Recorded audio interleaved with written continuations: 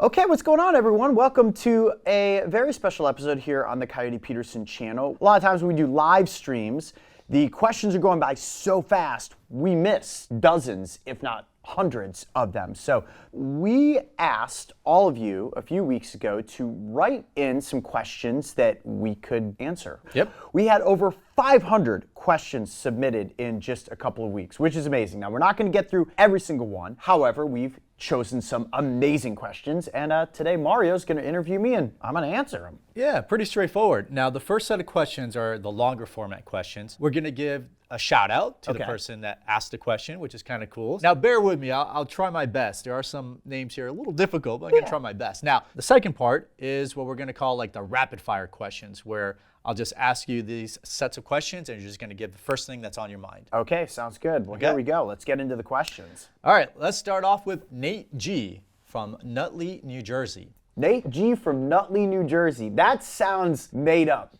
If Santa had to switch out his reindeer for another type of animal, which animal do you think it should be? Wow. That's a cool question. That's a great question. I have never thought about the idea of Santa switching out the reindeer. Immediately what comes to my mind is like, how cool would it be if he had like a bunch of moose? Well, that's where I was going to huge. go, was moose first, but then I was like, are moose slower? I don't know, they're powerful. I mean, they are powerful. I was thinking fast. I was thinking like pronghorns. A pronghorn would be cool. A pronghorn's the fastest land animal in North America. I mean, you put that sleigh on the back of a bunch of pronghorn, you can get the presents there faster. I was thinking, how am I going to get my presents faster, you know? Yeah. So I'm going to go pronghorn on that one. Okay. Yeah. Good one, Nate G. All right, next question comes from Nadia Campagna from Murrieta, California. Who is your favorite animal movie character? Oh, my favorite animal movie character. Wow, there's a long list of potential there. But I think I can pick this one out pretty quickly. Okay. So I'm taking the Land Before Time out of it because I'm not going to say that that dinosaur is an animal, but I'm not going to make it an animal because it would probably be Sharptooth. Okay. That T-Rex in Land Before Time, I thought. So you're no prehistoric animal. No prehistoric animals. Okay. I'm going to say modern day animal, and I'm going to say Ed the hyena from Lion King. I loved that hyena for some reason when I was a kid. I was in like 5th grade when Lion King came out, and true story, they made a toy for like every Lion King character except for Ed. The only place you could get an Ed toy was actually in the Burger King Happy Meal. And my mom, I kid you not, we would go to Burger King. And don't get mad at me for eating Burger King. I've not eaten Burger King since the Stay Wild episode that everybody got mad that we could promote people eating Burger King. But when I was a kid, Burger King was legit. Like, I went to Burger King all the time. I went to Burger King every single week waiting for that Ed toy to come out, and I finally got it. Next, Wayne from Key Largo, Florida. Who is your favorite female co-creator? In anything? Meaning in Brave Wilderness or Oh, in Brave in Wilderness, anything? it's definitely Christina Wilson. There's no question This about that. person's from Key Largo, Florida. So I think that's a little... I think they may be hinting at the one and only Christina Wilson. That's a little fishy. Let's put it this way. No matter what they're specifically referring to, my favorite female co-creator is definitely Christina Wilson. Too easy. All right, we've got a question from Hudson All from right. Branson, Missouri. If you had to start over, would you do something different? No. No. I think the only thing that I would be doing differently is that instead of being a guy in front of the camera, I would have only just permanently been behind the camera. Okay, let me rephrase this question, or let's state it another way. So if you did have to just pick another career Gotcha. completely, Yeah. right? Like what would that be? Oh, I would definitely be a private detective. I'd want to be an investigator. Like, I watch some of these crime series and whatnot, and I'm like, man, I'm a perceptive person, so are you. You know what? I think I would do the same thing. Yeah, No joke, like True Detective style. Yeah, I like looking for things. We are good at looking for things and finding things. So I feel like if you were to take me to a crime scene, I would be able to analyze it really well. And then, I don't know, from watching movies and media, I'm probably, man, it'd be cool to be a detective. No joke, I would probably say that, or like a neurosurgeon. Yeah. Oh, see, I get too squeamish. I'm not smart enough to be a that. neurosurgeon, but I like the intricacies. But I do like the aspect of like a detective, for sure. I couldn't be a surgeon. Like, I didn't want to dissect the frog in like high school when they were like, we're going to dissect frogs. You know, we dissected a little shark. And, wow. and I actually wrote a letter to my teacher to be like, can I please be the main one dissecting? And You want to like lead the class? Yeah, and like a bunch of paragraphs, I'm just like, here. Like, it wasn't even a requirement to like write that to her, but I just did. And she's like, yeah, Mara, you could do it. Nice. So I was able to dissect a shark. Moving on to Asa Mate from Finland. Ooh, Finland, wow. How many permanent scars have you received due to various bites, stings, and other injuries? Can you share details about them and perhaps show some? Sure. Most of the scars that I have come from bites or scratches, animal claws. I mean, my hands have scars all over them, you know, and this just comes from anybody who works with their hands. I mean, honestly, my worst scars that I have came from the rogue tsunami wave that ripped me over the jagged rocks in Costa Rica when we were developing Brave Wilderness. So I have big scars on my elbow, scars on my hip, scars on my leg from what that is. But for the most part, it's got to be a bite that inflicts a scar. So like alligator bites, snapping turtle bites. I would say I have well over 250 scars, I would have to guess. Let me see one. I mean, they're all over my hands. Scar, scar, scar, scar, scar, scar, scar. Top of that, thumb got whacked off at one point. 250 scars. Easily. Scar, scar. Yeah, I mean, easily. I bet you could count 250 scars, no problem. I have a big scar on my forehead from where I slipped on ice when I was a little kid and damaged my head. I thought that was like a Harry Potter one. No, it's nothing special. And I think it probably did damage my head. That's why I get bit and stung by all this stuff. Great question. That was a good one. All right, next question from Nakaya from Glasgow, Kentucky. What do you consider the most dangerous animal in the world and why? Humans are, in my opinion, the most dangerous animal, but I'm compartmentalizing them over Non-humans. Homo sapien. Homo sapiens. I think the hippopotamus is the most dangerous animal on the planet. I think that hippos will kill you just because they can. Yeah, I think a hippopotamus is probably the only animal that if I were in the environment and that hippo was like, I'm coming towards you, I'd be like, I'm in trouble now. That thing is going to kill me just because it can.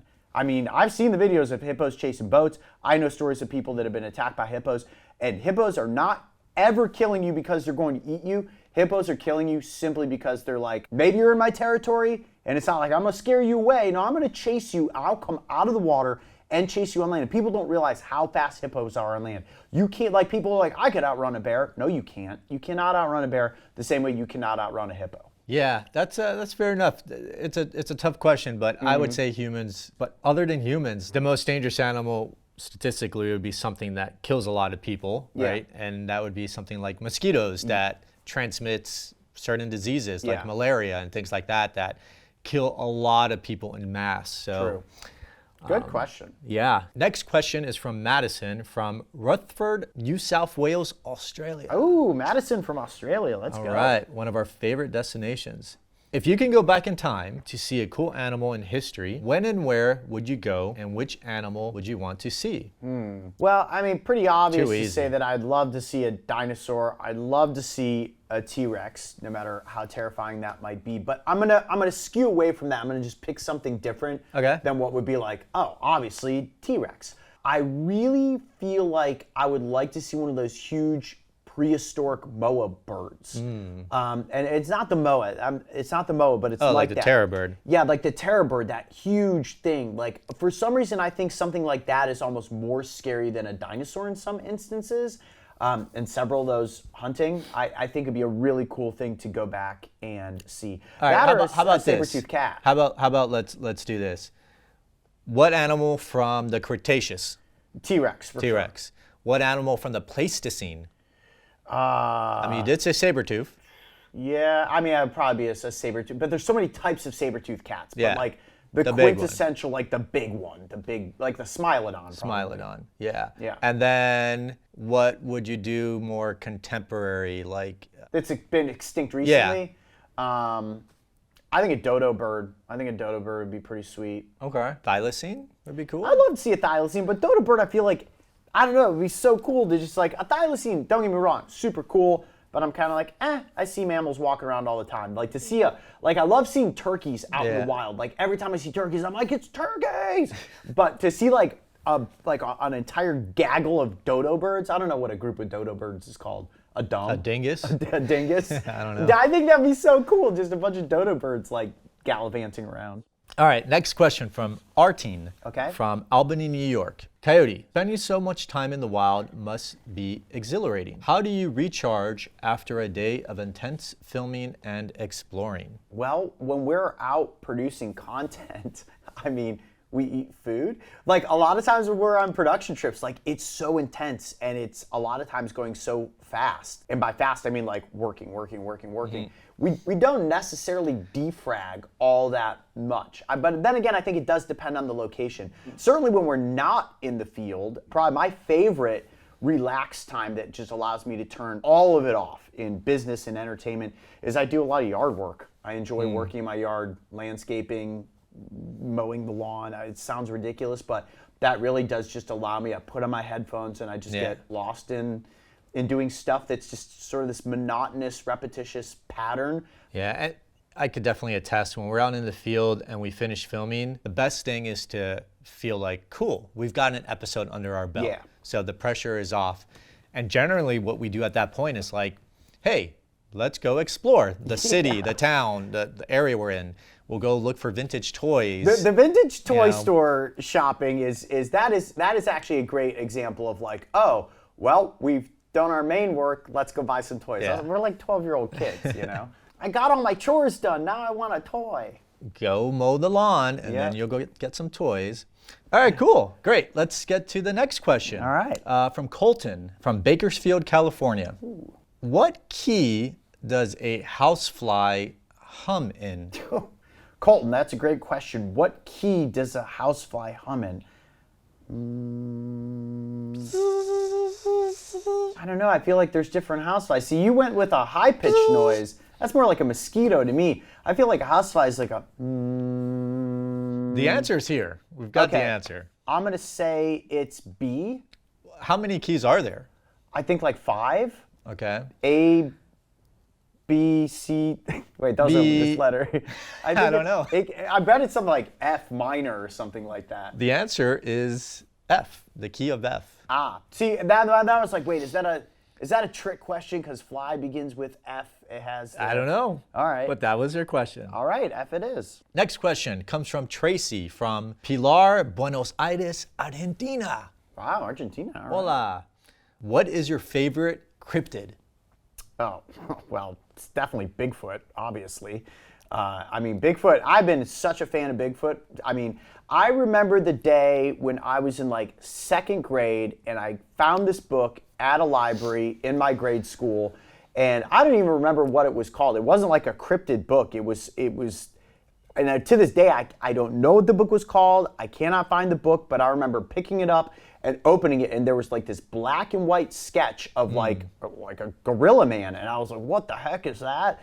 And I was just fascinated by it. I checked the book out, read about it, and like as a kid would run around in the woods like hoping I would see a Bigfoot, which obviously I never did. And you know, then we made our Bigfoot skull episode a few years ago, which got a lot of controversy, but we had a great time making it. If you go back and watch it, it was fun to make a piece of content about the subject matter and do it in a way that was like, well, why hasn't anybody ever found a skull? Yeah. Like, I feel like that was something that for me, as somebody who loves adventures, and I collect a lot of skulls, like, how have we not found that yet? Yeah, it was a very lighthearted what if scenario, episode. But yeah, Bigfoot. Bigfoot, definitely my favorite cryptid, for sure. If you want to be like Sasquatch, you have to turn into Sasquatch.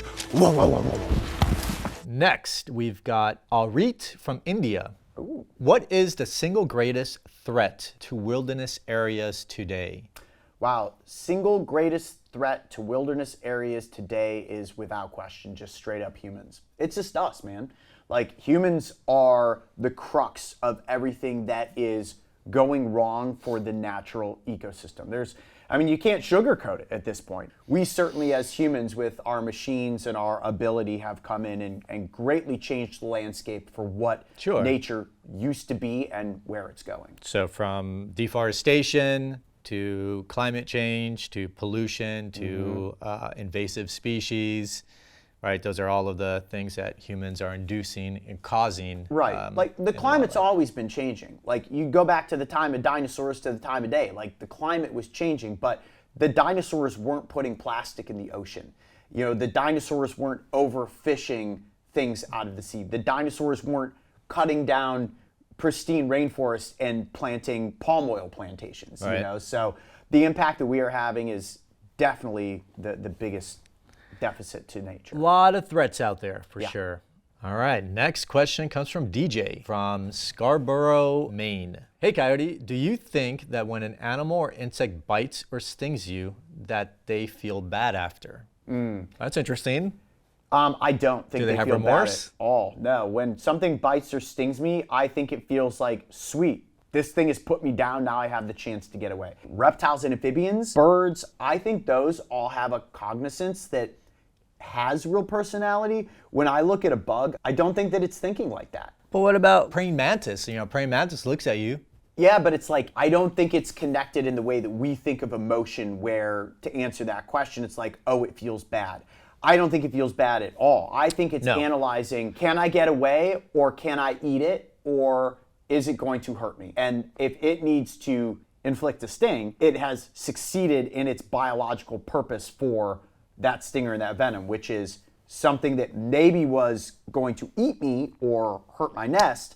I've now deflected it and I can get away. Because think about this, when a stinging insect stings an animal, say you, that insect's having a bad day. It thinks like, whoa, I'm gonna get eaten or killed, so it's in self-defense mode. So it's self-preservation. So yeah, I don't think they feel bad. They're just like, I gotta get out of here. Exactly.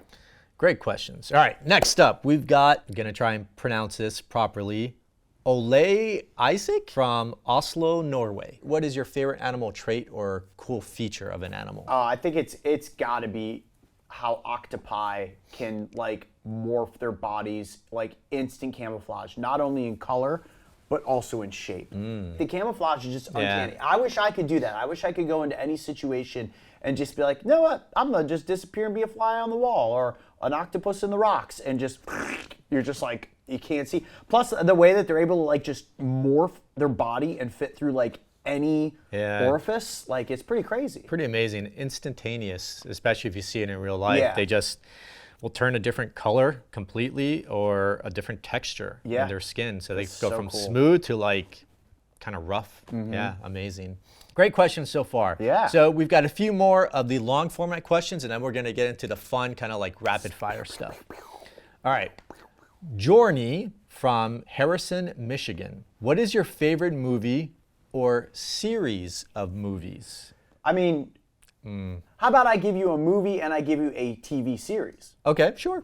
I mean, that kind of counts. Jorny, is that okay with you? You know, okay. You know, without question, Jurassic Park's my #1 favorite movie of all time. But I have like a series of favorite movies that have been like the most impactful on me. But Jurassic Park is, without question, the most influential piece of entertainment that has ever impacted my life.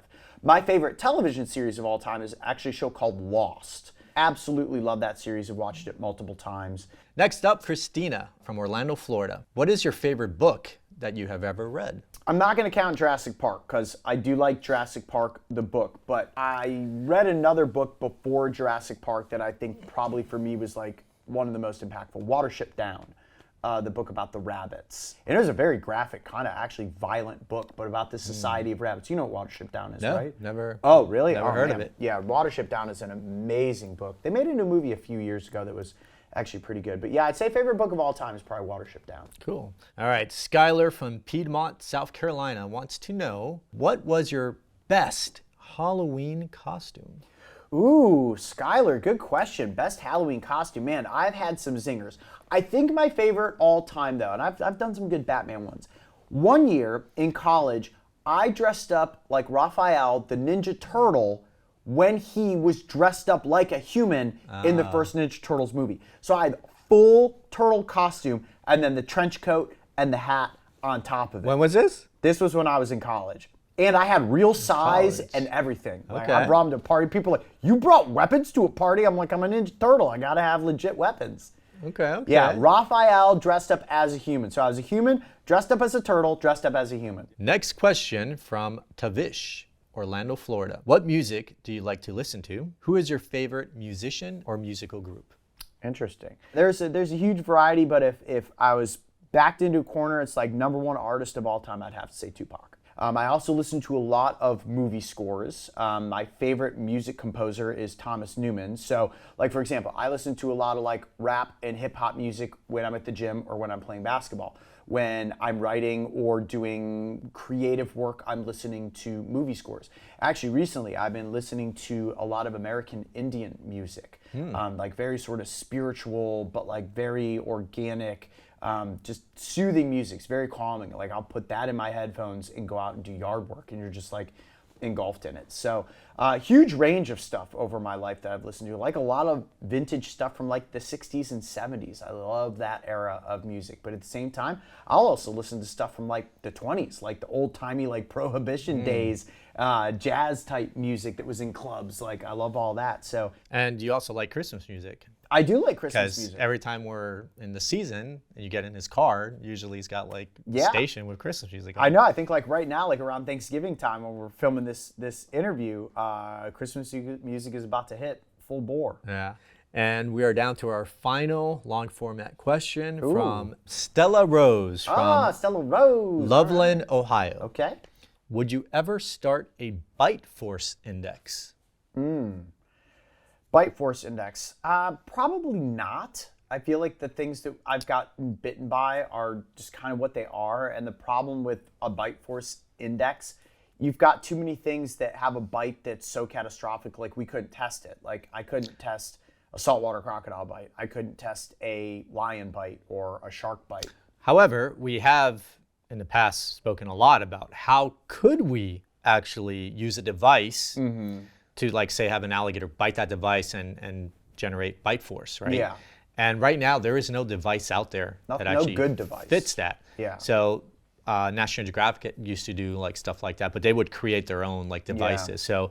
So we've thought about that. Like, how do you really like test bite force? It'd be cool if we had that device and we could just take it around with us and just have stuff bite it. That'd be kind of neat. I mean, yeah, let's put it this way. If somebody much smarter than us came up with an actual mechanism that we could put inside of like a prosthetic arm or a leg and be like, this will register bite force, yes. That'd be cool. That I would 100% get behind. But when it comes to putting myself through some of those bites, I'm simply saying there are too many limiting factors to make that a worthwhile thing to pursue because there are too many things I can't get bitten by, and it just wouldn't last very long. It'd be one bite and done. Yeah, but good question, good idea. So if somebody out there watching wants to create a bite force mechanism for us to test, we're on board. We'll test it out.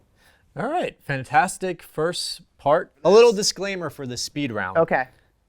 Because it's supposed to be speedy, I'm not going to be saying the person's name. However, at the end of this episode, we will have a list of everyone who participated, so stay tuned for that. All right, first one is, do you and Mario have pets? If so, what type of animals are they and what's their names? Yes, turtles, dog.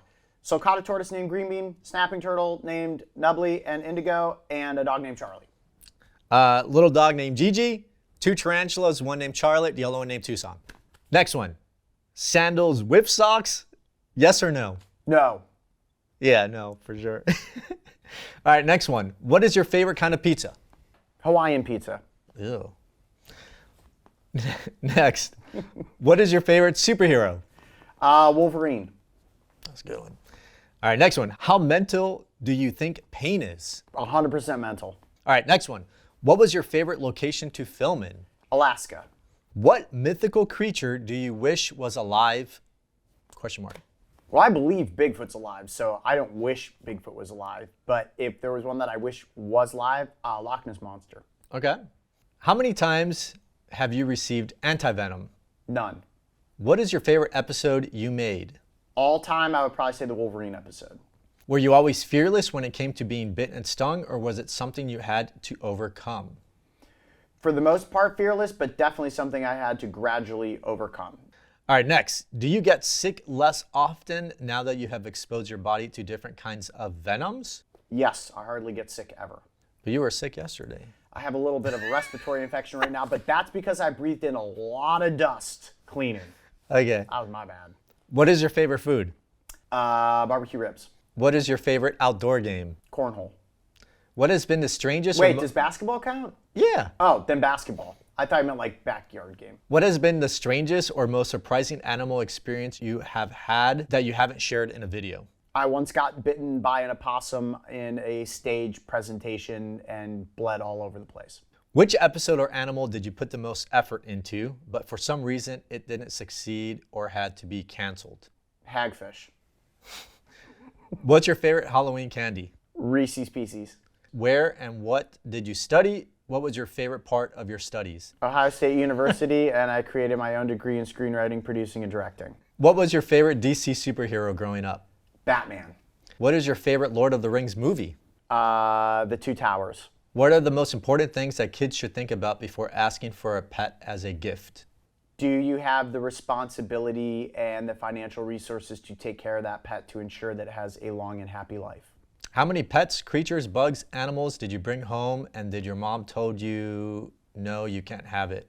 Dozens, and my mom let me keep everything that I brought home for a very small period of time, but I had to release everything back into the wild within a couple of days. I'm going to continue with this question because there's more. Oh. Did you get into trouble for always wanting a creature, animal, pet in the house? I never got in trouble for having any animals in the house. My mom was amazing when it came to letting me bring animals in. I actually had a chicken that lived in my bedroom for a long time. It pooped all over the place. We had to replace the floor. Okay, next question. What do you do for fun? I play basketball and do yard work and go to the gym. How old were you when you started working with animals? I've been working with animals in some way, shape, or form since I was 4 years old. Is there any animal that totally grosses you out and you will not film? No. What do you think is cuter than a baby bunny? A baby sloth. If you could speak any language fluently, which one and why? Spanish, because I go to a lot of Spanish-speaking countries and I'm terrible at Spanish. Are you afraid of anything? Failure. What was your job before Buried Wilderness? I worked at a ink printing company where I was a little lab monkey and I mixed up different chemicals and colors to make printing inks. What does your family and friends think of you doing this? They think my career is awesome, but that I'm also crazy. Were you a Cub Scout or a Boy Scout? I only completed Cub Scouts. Can you do a dance for us? Get it. There you go. I'm not a good dancer. If you were a crayon, what color would you be and what would it be called? Ooh. Oh, wow. That's a good one. Coyote, and it would be light brown. Very, very fitting. What is your dream animal you'd like to work with? Great white shark. If animals could talk, what do you think the scariest one would say to you? It would probably say, you don't want to mess with me, buddy, because you may think that you're tough, but you're not tough until you've tangled with me. What is your favorite Ninja Turtle? Raphael, no questions asked. Where's the best place for sloppy steaks? Trefani's for sure. What is your favorite video game? Sonic the Hedgehog 2. What is your least favorite animal that you have ever filmed? I love all animals, so I don't think there's anything that we've filmed that I haven't liked. Good question. I couldn't think of anything I didn't like. I love all of them. Good answer. What is your favorite animal aside from snapping turtles? Wolverines, great white sharks, praying mantis, and turkey vultures. What's your favorite shoes to wear when out adventuring, and also what brand? I vary in my brands. Currently, I'm wearing boots that are from a company called Go Ruck, which are very comfortable. I also like Danner snake boots. Have you ever been hospitalized from all the bug bites or stings you've ever done? I have not been hospitalized ever for anything. What is your favorite fast food restaurant? Currently, my favorite fast food restaurant is Qdoba. What is your favorite YouTube channel to watch and why? My favorite YouTube channel right now is this guy called Patrick CC because he does these documentaries on all sorts of celebrities and he's really great at his storytelling. Did you play sports when you were a kid? I played baseball and basketball as a kid. And finally, what is your favorite drink? My favorite drink right now is Celsius energy drinks. Okay, that has it. Yeah! That was our first episode of, what are we calling this? We're calling this a mailbag. You may be wondering, well, how in the world can I ask Coyote a question and have him answer it in detail? All you need to do is go to bravewilderness.com and you sign up for our email list.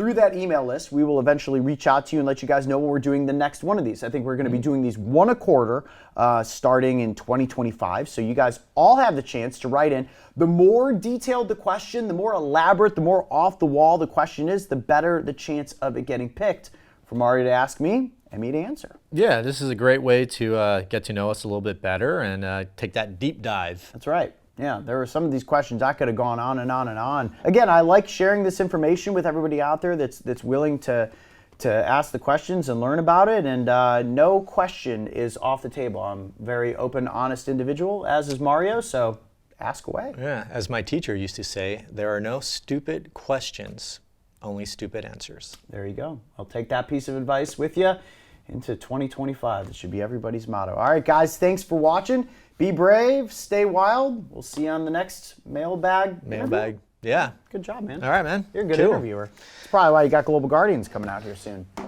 See ya.